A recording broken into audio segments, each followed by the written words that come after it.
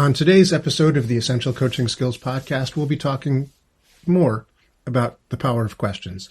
This time we'll be talking about problem questions because, just like some kids, there are some problem kids and there are some problem questions. Nah, just kidding. We're talking about problem-solving questions, so it's all good and you want to stay tuned. You are listening to the Essential Coaching Skills Podcast, a show devoted to uncovering the systems and the secrets that set the best apart, where you learn how to take your coaching clients to the next level, while you grow the coaching practice of your dreams. So sit back and relax, or sit up and get excited. Either way, you might want to pay attention. This could be important. Hi. Welcome back. This is Doug O'Brien, and I'm speaking today about questions. Now, I know I talked about questions before because there's a lot to talk about regarding questions, so thank you for reminding me. And if you haven't listened to that, boy, that's a really amazing episode. You should totally check that out. In all seriousness, starts with rapport and goes into questions, and it's good. It's really good. And so, I was just thinking, as I'm starting to record this here now today, magic of radio. I mean, it's not radio, it's podcast, but you could imagine that I am standing at my stand-up desk looking out the window at the bird feeder, and it's a winter's day, and the birds, I just filled it. They're just all gathered around. There literally are dozens of different birds there and several different species. There's house finches and what is that called? A tufted titmouse and a black-capped chickadee I can see. And there's, a nice big woodpecker. And a nuthatch is a red-breasted, I think it's called nuthatch, and a white-breasted nuthatch. There's two different kinds. Amazing thing to see. And you might believe me if I told you that. Because how do you know what I'm doing? I could also tell you that I'm actually standing at the bay window of my villa. I'm overlooking the pool and the palm trees, and it's just a gorgeous morning, the sun rising up over the ocean. How would you know? It's an amazing thing. This radio thing, this podcast stuff. It's kind of amazing. So I would also just like to point out that the power of questions is that if you were to stop wherever you are and say, what's beautiful around me, you'd find some stuff, because that's the nature of the power of questions. We focus on what we ask ourselves about. Now, I won't go into much more detail about that because that's in the previous episode, so you do want to check that out. It is actually a very, very good episode because this power of questions is very, very important, not only for us personally, but of course for us as coaches, because the questions we ask to our coach clients helps them to focus on what's important to them and where are they going in their lives. And that's probably, one of the most essential coaching skills is the ability to ask good questions. Ask good questions. I think, personally, my personal bias towards coaching and in general, life coaching that we do over the phone and over Zoom these days. Yes. And also in person when you're doing that, but also just generally, whenever I'm working with somebody, I want the change to be integral to the individual, to the person that's there. I don't want to tell them what to do. I want them to get it. I want them to figure it out. I want them to know that change comes within. It's an old saying, I'm sure you've heard, that we all have the resources we need to do whatever we want to do inside ourselves already. They're inside. The trick of the coach is to help the client to get access to those resources, right? To get access to so they can use them so that then they can manifest. We all do the best we can with the resources we have available to us. The trick is to get access to those resources. One of the ways you do that is state management. When you're in a good state, you do good things. Generally speaking, when you're in a bad state, not so much, right? We've all been in that sort of flow state where things are working really well. And they've also been in the state where, nothing's really working. What's the difference? It may be Mercury in retrograde. but I don't think so. I think personally that it's state management, state related. When you're in that good flow state, things work in a flow way. And when you're not, you're not. And one of the ways that you can facilitate this is by the use of questions. Now, I told you last time that I'd learned a lot of what I know from NLP from Anthony Robbins. Tony Robbins was my first trainer of NLP. I learned about it through him. I thought he was the guy that did it. I'd heard of it. He mentioned other people, but I didn't know who they were, And then I went to a certification course that he taught, and he was the main teacher, but he wasn't the only teacher. He brought some of those people in. He brought in Richard Bandler. He brought in Robert Dilts. He brought in Dave Dobson, who was a more hypnotherapist person, but nevertheless involved in the scene. And I met all these people, quite extraordinary folks, quite extraordinary thing to observe and witness. But one of the biggest contributions I think that Tony made to the field, because I realized after meeting all those people that Tony didn't invent NLP, he just kind of used it real well. But one of the things he did contribute to the field, I believe, is this observance of the power of questions. And the questions that we talked about last time, like, what are you happy about? Why does it make you happy when you analyze the solution? How does it make you feel? Really amazingly good. And you can, of course, change that question from what am I happy about to any other, feeling you want to feel more of. What am I proud of? What am I excited about? Any fill in the blank emotion that you put in there, you can get more of that if you focus on that stuff. And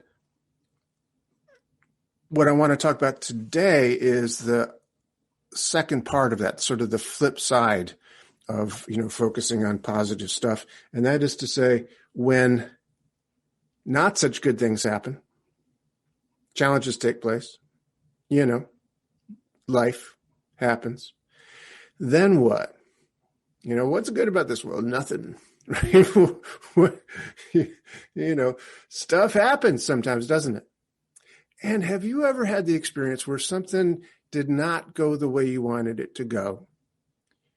And then eventually you realized, oh my God, I'm so glad that did not go the way I wanted it to go. And what I got instead was much, much better. Talk about relationships, or talk about jobs, or talking about moving to a particular community or whatever, that, what you got instead, you made into something much better. It worked out really, really well. I certainly have had many experiences like that, or things where things were tough and we got through it. And so that made us better people, stronger people. And, we learned from the challenges. An old saying that says, good wood is not made with ease. The stronger the wind, the stronger the trees. We all know that. And you also know the expression, someday you'll look back on this and laugh. Well, as Richard Bandler once said, why wait? Let's look back on it now and laugh. So, of course, in NLP, you say, okay, float up over your timeline, float into the future, look back on it and say, well, that's pretty funny. But so you can do it right now with the NLP process. And what we're going to be talking about today is not that. We're going to be talking about how you can shift your focus by the power of the question you ask yourself. So imagine for a moment, by the way, this is the 5 problem-solving questions is what I'm about to expound upon and teach you. If you want to use that expression, I will lay forth before you, and you can learn it or not. The 5 problem-solving questions. So a challenge that takes place or a problem that takes place. 5 questions you can ask yourself that might, in fact, help you to shift that focus and make it into a good thing. So something happens. Whatever it is, something happens.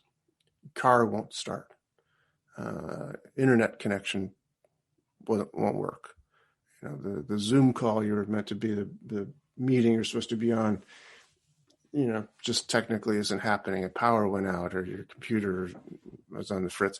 Just anything happens, right? Of a problem sort of nature.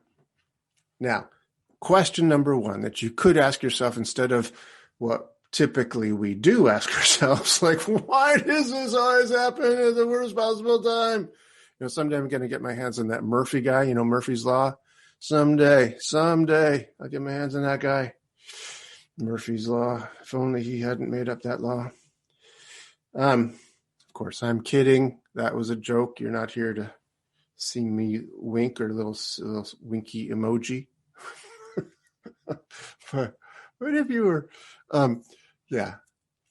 So what we typically do, of course, is when something happens, we say something like that. Why does this always happen to us? What did I do to deserve this? Why is this always happening? And the problem with that is, of course, your brain answers questions that you ask it, right? Refer back to the previous one. Your brain wants to, at least, and looks for the answers to the questions that you ask it. So if you ask it a question like, why does this always happen to me? What's your brain going to do?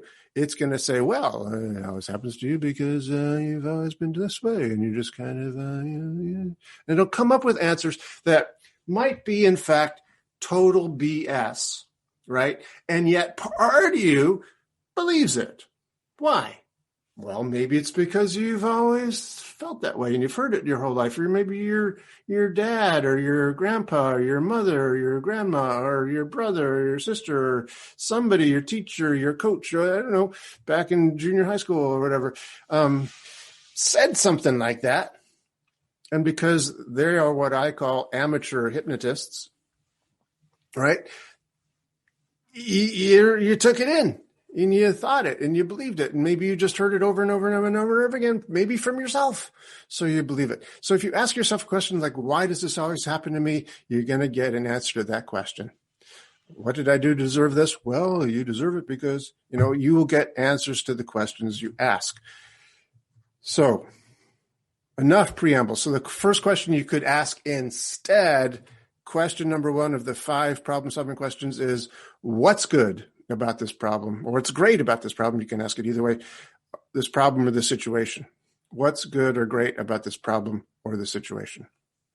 What's good? What's good about this? So, example, car won't start. What's good about this situation? Well, I get a chance once again to practice mindfulness in problem-solving situations. I get a chance to see how well I do in the problem-solving questions thing, how much I've learned. If your brain starts asking the question, what's good about it, you can start finding answers. You won't find them if you don't ask. Promise. Right? You won't. Unless somebody else comes along and goes, hey, check this out, and figures it out for you, which can happen if you're wailing and by the side of the road, somebody can lend a hand. But better to have your own resources, don't you think? Much better that way, I think. So what's good or great about this problem or the situation? Question number 2. What's not perfect yet? What's not perfect yet? And by the way, I will just another shout out to Tony.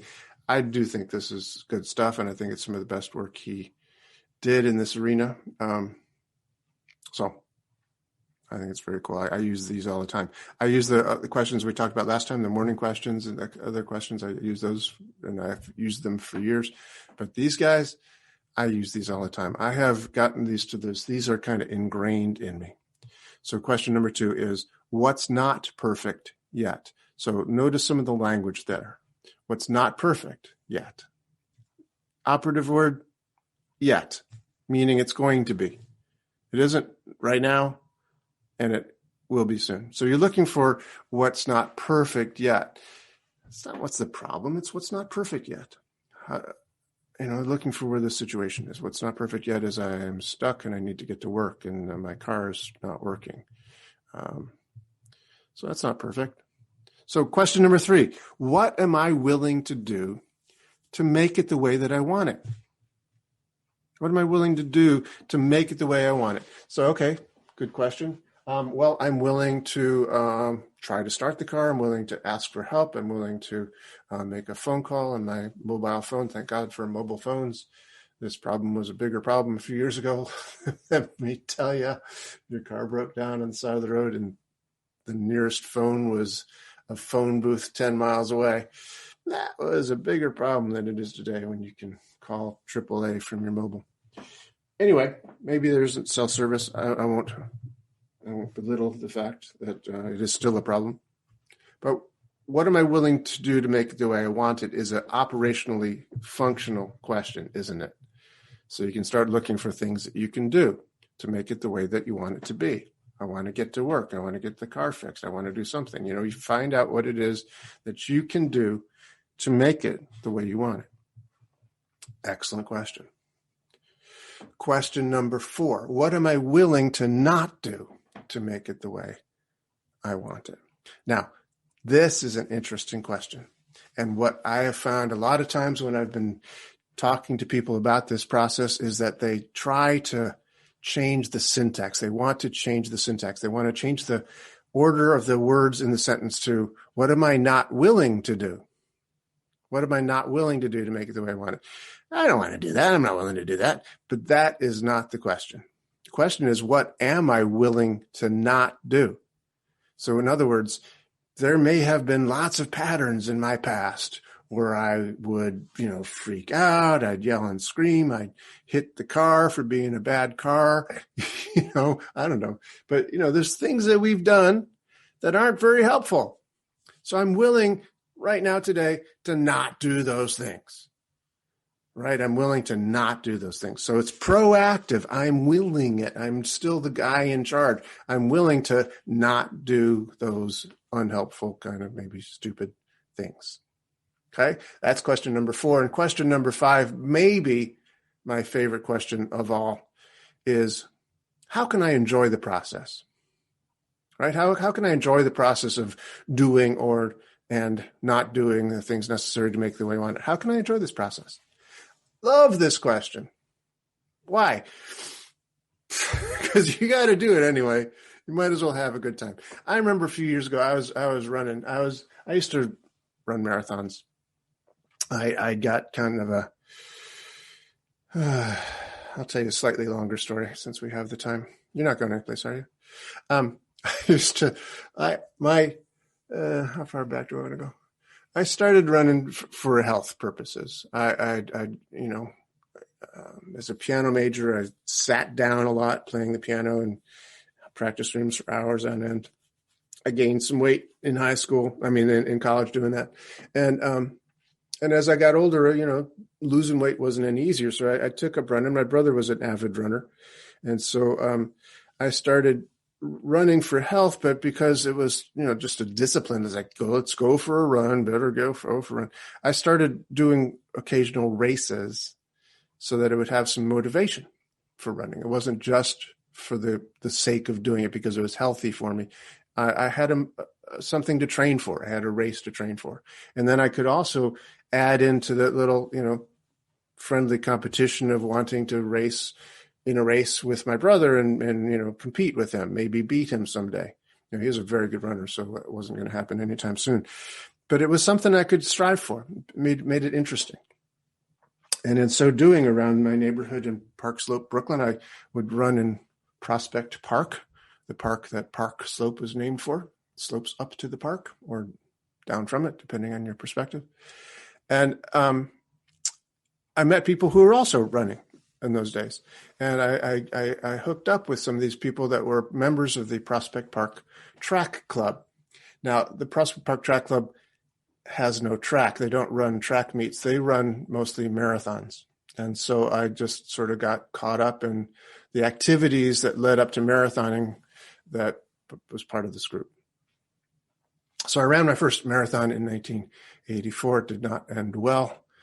I did not finish that race. Actually ended up in the hospital along with several other thousands of people because it was a very uniquely hot and humid day. And so let's just say I learned a very valuable lesson. Now, what's good about this is I learned some valuable lessons in that race. But suffice it to say, I was determined. I somewhere along the way, I kind of caught the bug of wanting to run a marathon fast enough to qualify for the Boston Marathon. Boston Marathon's a race, age-old race, one of the oldest races in the country. And for many years you had to qualify for it. You had to run another marathon, like a New York Marathon or Chicago Marathon or whatever, some other marathon, an official marathon distance at a fast enough speed that you qualified to run in Boston. It was kind of the holy grail, if you will, of marathoners at the time, at least at my level. And I never quite managed. I never quite got there. I spent years doing it. So I would work out. I would work out hard because it isn't easy. It's a prodigious task. It's a high bar you got to clear to get there. And so I'd be running in all kinds of weather. I've run in sub-zero weather in Alaska. I've run long runs in literally 10 below zero in Alaska. I've run in 103, 104, whatever degree temperatures in New York City or other places. And so I remember one time, getting back to the point here, I was running in New York City and it was approximately 103 degrees. It was a terribly hot streak that New York was experiencing at the time.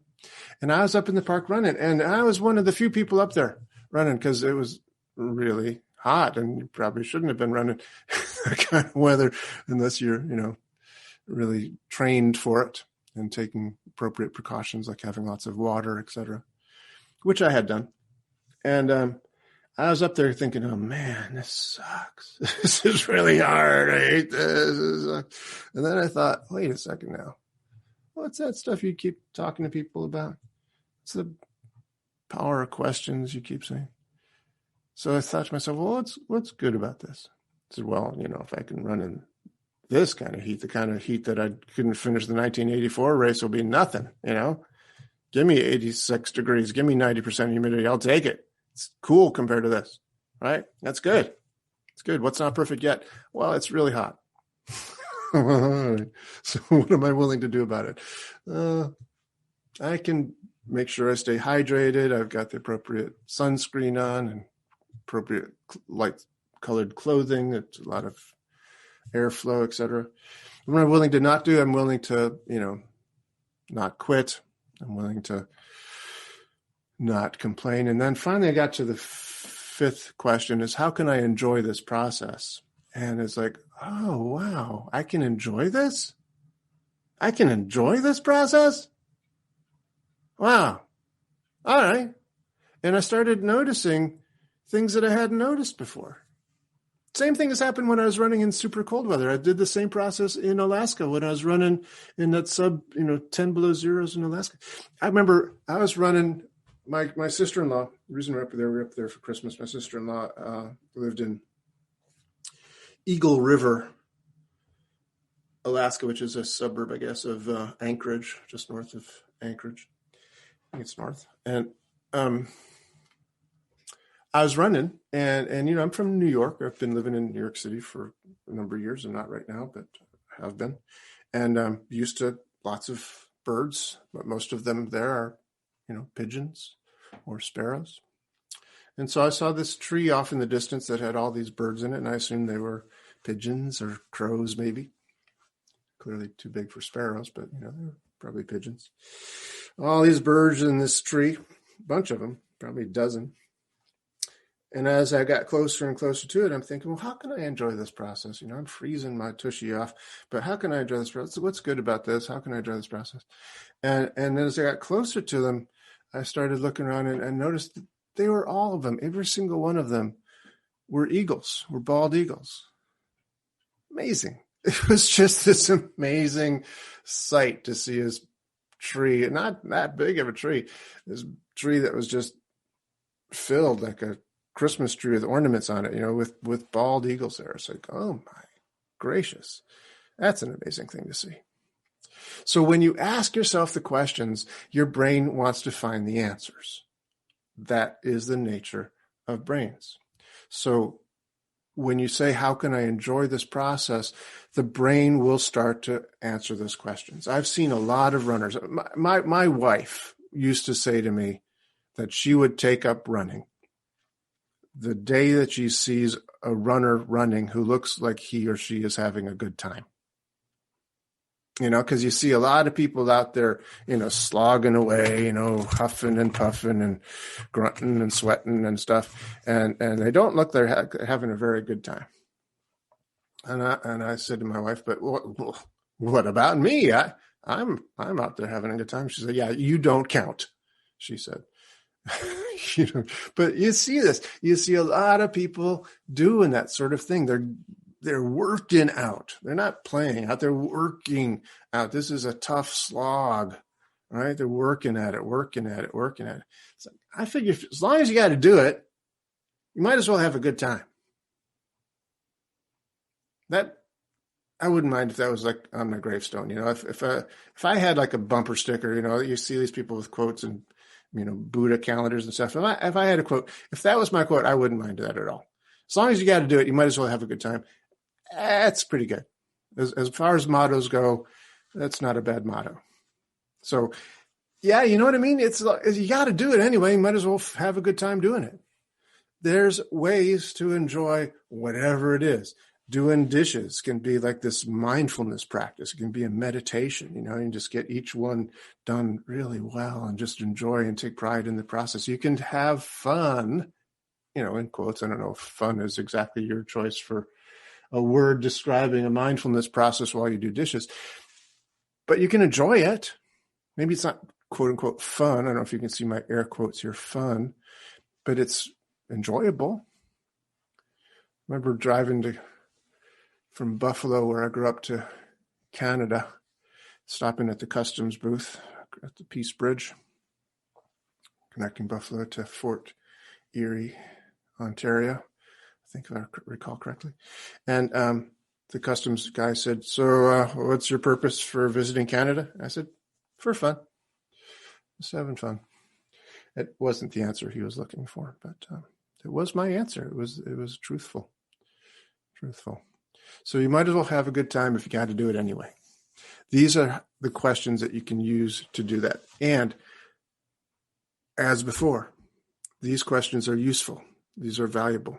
These are perhaps, you might say, essential.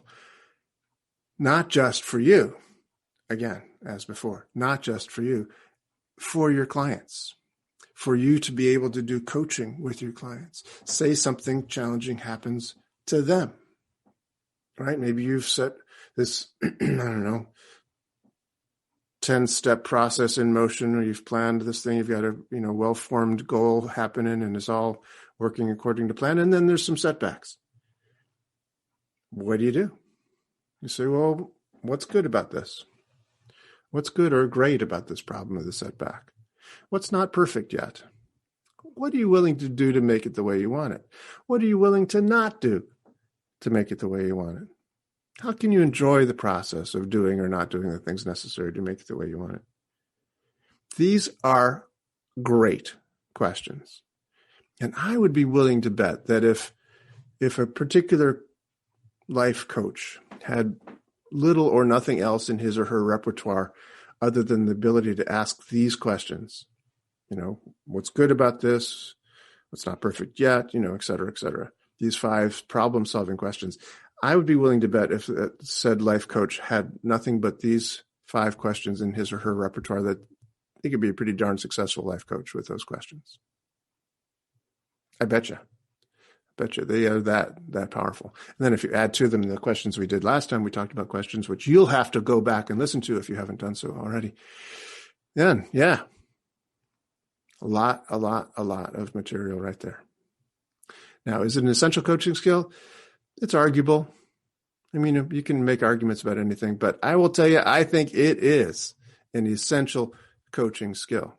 And I'm glad that you are here listening to the Essential Coaching Skills podcast, and I hope that you're getting lots of good little tidbits.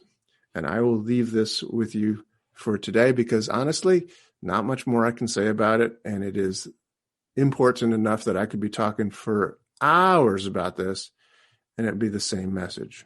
These 5 problem-solving questions are gold. Enjoy them. Thank you. Well, that does it for another episode of the Essential Coaching Skills podcast. Thanks so much for being here.